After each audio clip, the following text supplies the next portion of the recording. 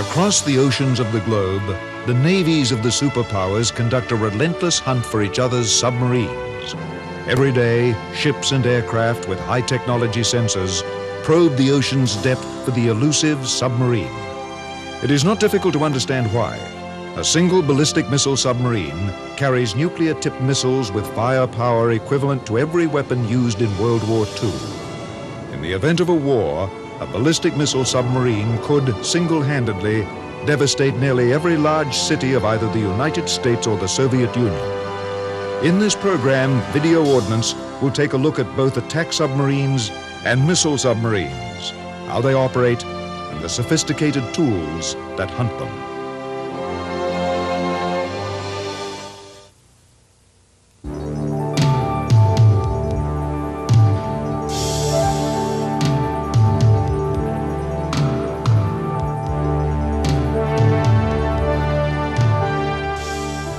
Attack submarines are the descendants of the legendary submarines and U-boats of World War II. They are designed to attack enemy submarines and surface warships with torpedoes. But torpedoes have changed greatly since World War II.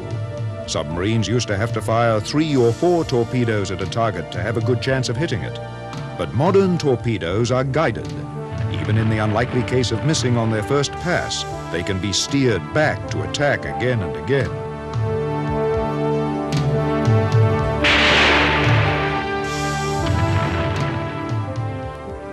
Modern attack submarines can also fire special anti-ship missiles. These are launched out of the torpedo tubes in special watertight canisters. When the canisters reach the surface, the missile ejects and is steered to its target by radar guidance. There are 2 main types of attack submarines: diesel-powered submarines and nuclear-powered submarines. Diesel-powered submarines, like those in use since World War I, spend much of their time near the surface. They have to come up near the surface to get air for their engines and to replenish their electric batteries. Captain John Moore commanded diesel submarines in the Royal Navy. Diesel submarine itself can be very quiet. It does require, however, to recharge its batteries from time to time, and so that is a disadvantage. But with modern batteries, the length of time of charging has been greatly reduced, and it is primarily on the passage to and from base to operating area that the dangers occur. I think there's far less danger than some people imagine when the submarine is actually on patrol. The nuclear submarine, of course, has the enormous advantage of unlimited range. But it is still very dangerous for submarines to operate near the surface. They have no hull armor, and even minor damage can sink them. Modern aircraft radar is so precise it can sometimes find submarines when only their periscope or snorkel tube is poking up above the water's surface. Nuclear propulsion allows a submarine to remain hidden underwater for its entire patrol. Stealth is a submarine's main shield, and nuclear propulsion has strengthened this shield immeasurably.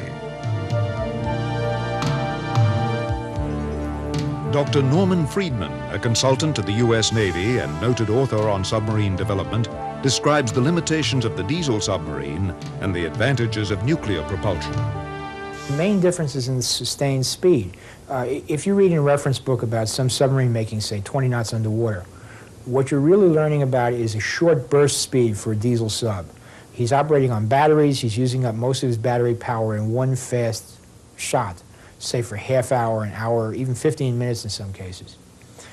That isn't enough for him to catch a fast warship. And we're talking basically about the speed with which he can connect with his target. With a nuclear sub, he can sustain that speed basically forever. Therefore, if he's fast enough to meet an enemy warship running at high speed, he can connect. And that's what's revolutionary about nuclear power, that you can keep it up forever. Nuclear submarines are much faster underwater than diesel submarines and have an unlimited endurance. And they are so fast underwater they can even keep up with surface warships. A diesel submarine can operate fully submerged for only a limited period of time. A diesel submarine has to wait for a target to come into its lair. A nuclear attack submarine can seek out an enemy. Captain Richard Sharp commanded a nuclear attack submarine.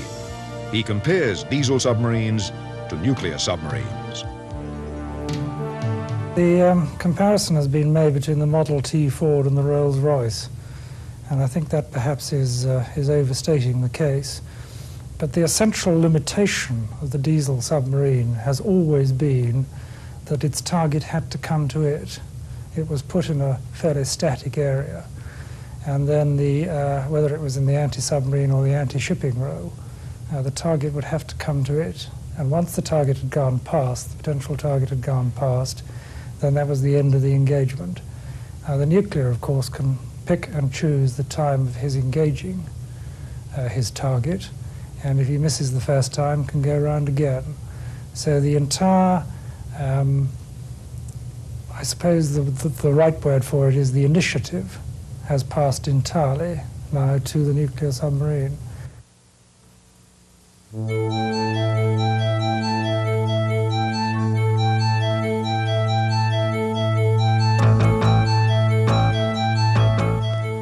The submarine's main advantage over surface warships is stealth. An underwater submarine can sneak up on an unwary opponent with little risk of discovery. It is so easy to hide a submarine because it is so difficult to see underwater. Sunlight only penetrates a few dozen yards into seawater. At the depths where submarines operate, it is inky black. Radio waves and radar beams don't travel through water very well at all. The only form of energy that travels through water is sound. Sonar is an electronic means to use sound to detect underwater objects. It is an electronic equivalent of the techniques used by dolphins and whales to navigate and hunt prey. During World War I, you find, at least in the Allied navies, the use of sound to detect subs. Now, this is low-frequency sound, what you can actually hear with your ear. After World War I, there's a lot of work on very high-frequency sound, which becomes sonar. And the reason they like high frequency is that it allows you to make a very concentrated beam, so you can actually say he's over there instead of he's there someplace. And you find that in active service by the late 20s. You find it used a great deal during World War II. After World War II, you find them reverting to the lower frequency sound with the bigger sonars because you can see a lot further. And that's where we are now. Sonar operates in two fashions, as passive sonar and as active sonar. Passive sonar is like an electronic ear, simply listening for telltale sounds from submarines, like their engine noises. Active sonar emits an intense low-frequency sound beam which bounces off underwater objects, like submarines, and returns an echo to the sonar operator. By means of computer processing, the location and range of the submarine can be determined from the return echo. But even with the most sophisticated sonars, it is very difficult to locate submarines. Sound travels very unevenly through water. Oceans have layers of water with different temperatures and different densities. Sound waves can bounce off these layers or become trapped in unexpected ways. The ocean may seem like a silent world to humans, but it is full of low-frequency animal sounds, like the natural sonars of whales or the shrill beeps of shrimp. A good submarine commander knows how to exploit the subtle irregularities of the ocean environment to hide his ship from snooping electronic sensors.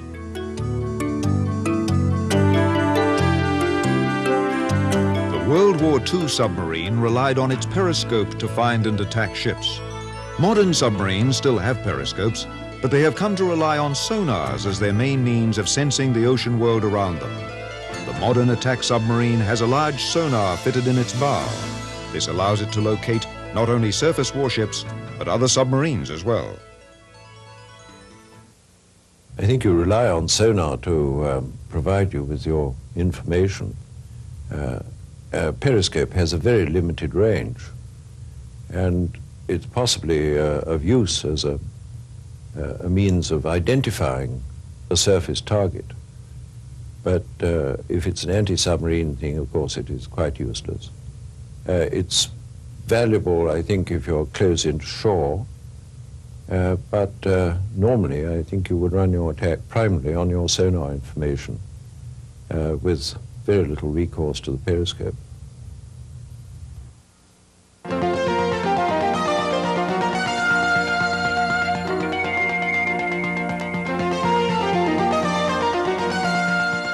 Submarine crew have always been a special breed. Modern submarines are not as cramped and uncomfortable as those from the 1930s, like the one we see here, but submarine duty means life in the bowels of a great machine.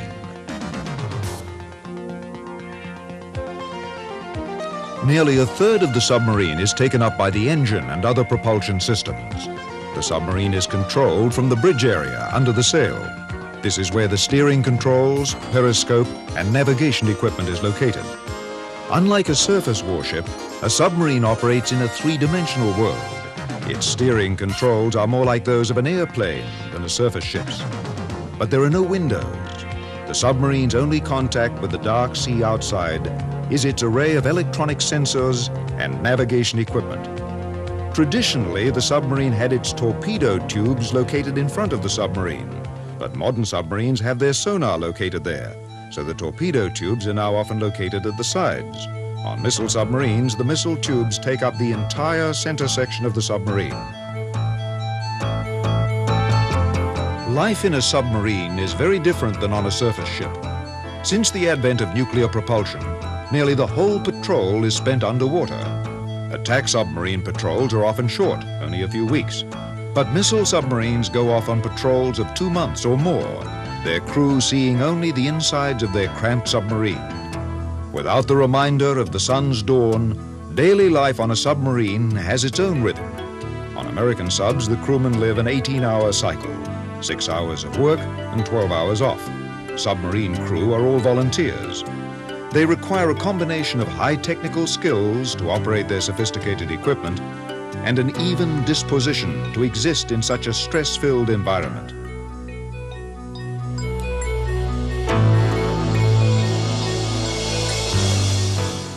David Steigman served in the U.S. Navy as an assistant operations officer aboard a sub-hunting frigate. He comments on the difference in the life of a sailor aboard submarines and surface warships. There are several differences between serving aboard a surface ship or a submarine. The first is, quite honestly, the ocean and the sky.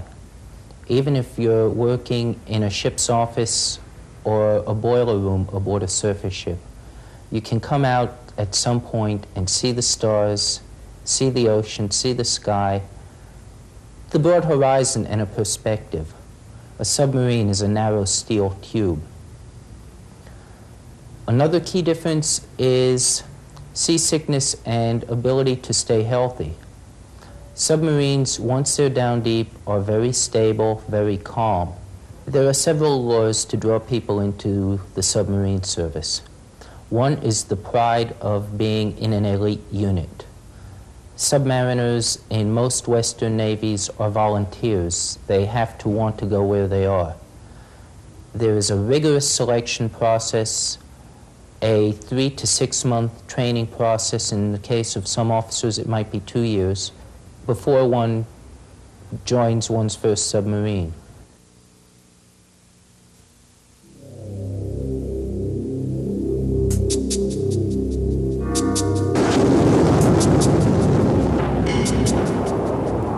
The primary weapons of ballistic missile submarines are strategic nuclear missiles, not torpedoes. These subs are nicknamed boomers in the United States Navy. They remain hidden in the seas as a silent reminder that any surprise attack against the United States would inevitably lead to unbearable retaliation.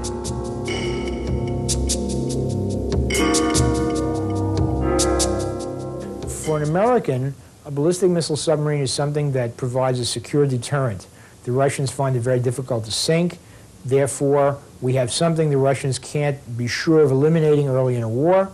Therefore, they would be discouraged from playing with nuclear weapons themselves. On the other hand, the Russians seem to believe that their ballistic missile subs are fairly easy to sink. So they make tremendous efforts to protect them. And a lot of our naval strategy, as it's developed, has been to provide sufficient threat to those ballistic missile subs to keep the other Soviet submarines in home waters protecting them. Submarines are part of a strategic triad of subs, bombers, and land-based missiles. Because of their missile tubes, they are much larger ships than attack submarines. The main reason for placing such missiles on submarines is that they are much easier to hide. Strategic missiles in land-based silos can be located by spy satellites, and in the event of war can easily be targeted. But missile submarines are constantly on the move, and they are very difficult to detect underwater. Today's ballistic missile submarines are armed with between 16 and 24 missiles. Each missile can have up to 8 separate nuclear warheads. The weapons carried on an Ohio-class submarine are equivalent to 19 million tons of high explosive, or about 1,300 times the explosive force of the Hiroshima bomb. The superpowers have invested billions of dollars in these submarines with the expectation that they are nearly invulnerable to attack. If a foolproof way could be found to detect these submarines, it would upset the strategic balance of power. As a result, the Soviet Union and the United States spend billions of rubles and dollars each year to find better ways to hunt each other's submarines and in ways to hide their own submarines.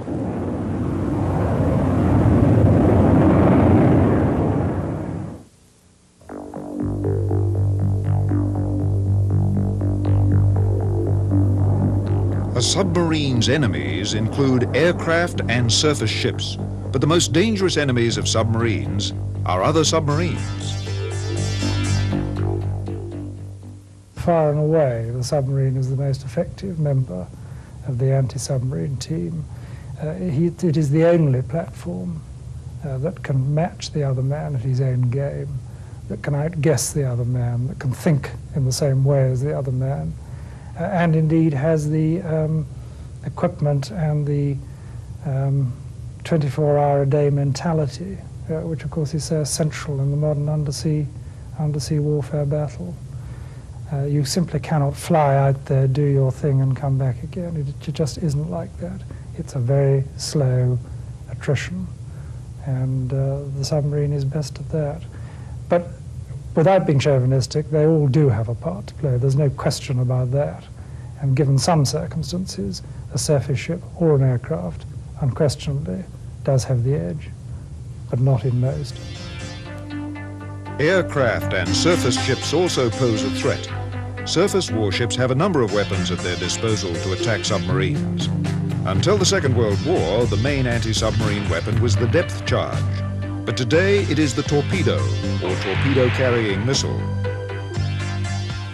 Oh, guided torpedoes are absolutely essential, because for any particular range, if the submarine is fast, unless you have some guidance, you'll get away. So think of this bomb that's falling into the water, and the submarine is just sitting there, running along quietly. He can hear it plop into the water. Now he starts to run. The bomb takes a certain amount of time to get to sink down to where the sub is. The faster the submarine is, the deeper he is, the better the chance that he won't be there anymore when the bomb arrives and tries to go off. If, on the other hand, it's a homing torpedo, it runs after him. And if it's fast enough, it has a fair chance of catching him. So that as the submarines got faster, say by the mid-50s, it became very difficult to imagine anything other than a guided torpedo, so it becomes absolutely essential. But a warship's most effective anti-submarine weapon is the helicopter. An ASW helicopter's role is basically to act as a pouncer. He'll be stationed on a frigate or destroyer. If the destroyer has information from its towed array or its active sonar, they might put up a helicopter to use its dipping sonar to get a final solution. Also, since today's sonars have ranges far in excess of what a destroyer or frigate's weapons would be, once you have the information of where the target is, the helicopter will be put up to fly out to wherever the submarine is and drop a torpedo. Helicopters can hover over a suspected submarine layer and then carefully lower a dipping sonar into the water. The dipping sonar acts just like the sonar on a ship or submarine, but it is less powerful. Once a submarine is detected, it can be attacked with a homing torpedo. Helicopters are used in concert with the sonars mounted on the warship. Helicopters have become one of the primary means used by warships to attack submarines. For longer ranged operations, fixed-wing aircraft are used. Jet-propelled submarine hunters like the S-3 Viking operate off aircraft carriers. Their role is to protect the fleet from submarine attack. They can carry out longer missions much further from the fleet than helicopters. There are also larger land-based submarine hunters like the American P-3 Orion. While propeller propulsion may seem out of date in an age of jets and missiles, appearances are very deceiving. The propeller propulsion is very efficient and allows these aircraft to operate on long missions, often more than 10 hours in the air. These aircraft are crammed with a sophisticated array of highly secret detection and analysis devices. Anti-submarine aircraft like the P-3 Orion here travel too fast and too high to use a dipping sonar. Instead, they use sonar buoys.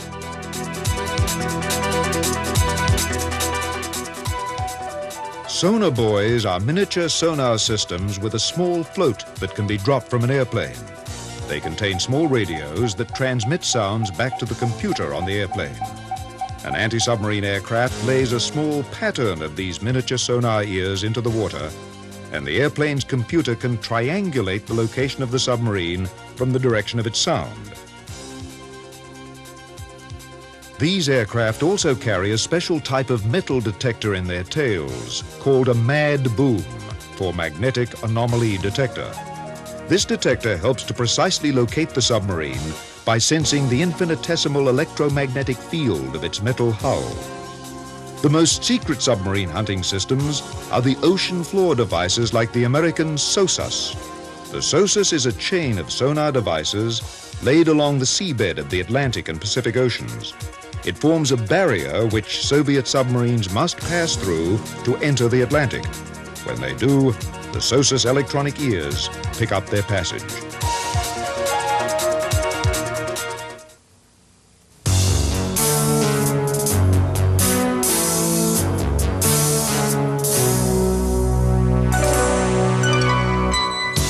Submarine warfare is a cunning contest demanding flawless technological expertise. An attack submarine's high speed can be an important advantage, but it can also be a risk, since high speed invariably makes the submarine noisier and easier for an enemy to find. A powerful sonar is an efficient tool to find targets, but used carelessly, its distinctive pings can give away a submarine's position to enemy sonars. It requires a subtle knowledge of the ocean and its many hazards. Anti-submarine warfare is a duel of technologies. Superior sonar or superior technologies to make a submarine more quiet are far more important than advances in weaponry like torpedoes. For this reason, the contest is waged in the laboratory as well as in the sea. Captain John Moore offers his view of the technological balance between NATO and Soviet submarines. From the sonar point of view, I believe the West is measurably better off than the Soviets. From the propulsion point of view and speed, on the whole, the Soviets exceed ours. In the power density of their submarines is higher. Their noise element has been reduced over the years and is still reducing. So they're coming down more towards the Western standard. But I believe that generally the Western submarines are probably still in the ascendant, although it's very difficult to say this when one is not quite certain what the situation is with the latest submarines and their forms of propulsion. If they are, as I suspect they are, developing new forms of much more silent propulsion, then I think we are going to be in for a shock in the near future. But the silent war is waged not only by machines, but by men as well. The American and British navies have extensive experience with submarines, to a degree lacking in the Soviet Union. Captain Richard Sharp comments on the roots of Western submarine advantages.